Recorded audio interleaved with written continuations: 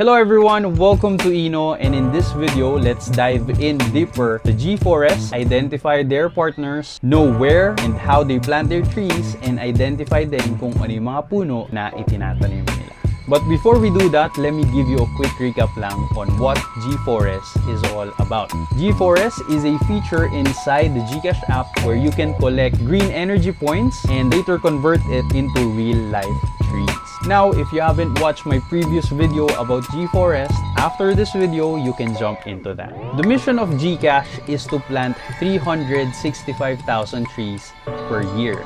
And for them to be able to do that, they partnered with Biofin 2 or the Biodiversity Finance Initiative Phase 2. Biofin is the one who managed the capital and uses financial incentives to support sustainable biodiversity management. Biofin also identifies the NGOs or the non-government organizations that will take responsibility in planting trees nationwide with Gforest.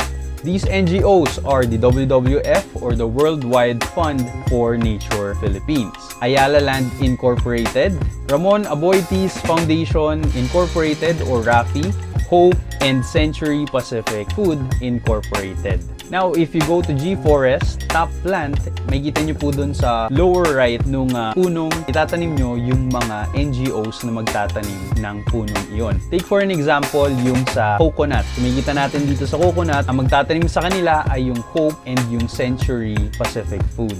Para naman sa bakhaw, babae o yung mga mangroves natin, sina Rafi po or yung Ramon Aboitiz Foundation Incorporated ang magtatanim dyan. Para naman po dito sa mga itatanim sa La Mesa Watershed, WWF po or yung Worldwide Fund for Nature Philippines ang magtatanim dyan.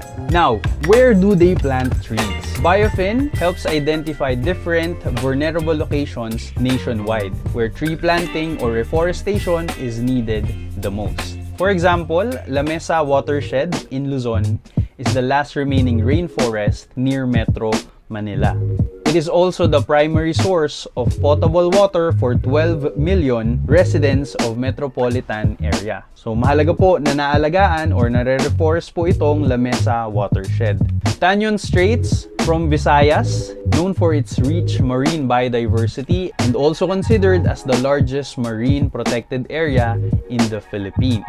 And on Mindanao, Davao Carbon Forest, home to more than 20 species of endemic trees, more than 50 species of birds, various species of beetles, snakes, bats, and other wildlife. Mahalaga po na they do strategize kung saan magtatanim ng puno or kung ano yung mga area na i-reforest nila. Kasi they reforest this area, magiging malaki po yung magandang epekto nito sa ating environment. Now, what are the type of trees that they plant? Diverse species of trees, mostly endemic and native in the Philippines. Endemic, ibig sabihin, doon lang siya sa lugar na yun matatagpuan or only in the Philippines. And native, natural po na tumutubo sa Pilipinas. So, ang mga tinatanim po nila ay mostly mga punong kahoy katulad ng nara, yakal, mulave, alim, antipolo, dungon, hawili, igyo, mamalis, talisay. Nagtatanim din po sila ng mga fruit-bearing trees katulad ng guyabano, tibig. Avocado is not native in the Philippines but they still include that sa kanilang mga punong itinatanim. Mas maganda sana kung mga native yung itatanim talaga. Also, nagtatanim din po sila ng mga species ng mangroves katulad nung tangal, tabigi, pototan, pagatpat, bakhaw babae, bakhaw lalaki, and bungalon. Ayun po, it's really important din po that they do identify yung mga species ng puno na itatanim natin. Kasi if we just put random trees, baka yung mga ilagay pa natin are exotic ones, invasive, mas magiging devastating po yun sa ating biodiversity. So yun po, dapat inaalam natin kung angkop ba sila doon sa lugar na yun, kung mabubuhay ba sila or hindi.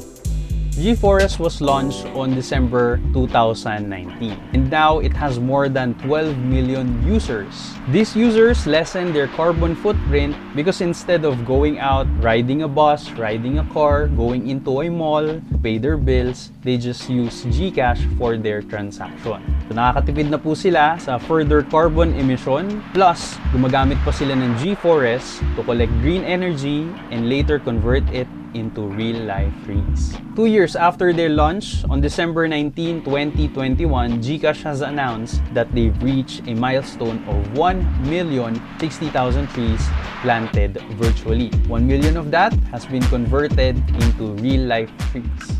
According to the founder of GCash, Ms. Sazon, being a tech company, it puts us in a very good position to really promote less carbon footprint. And alam nyo po, we should really take advantage of these kind of apps because bibihiran lang po yung mga company na gumagawa ng mga ganitong app that really promotes sustainability and really cares for our environment. Kaya naman, if you haven't tried Gforest, I do encourage you to use it, and together, let's reforest our forest land and plant trees using Gforest. Hanggang dito lang po muna. Maraming salamat po sa panonood and see you on my next video.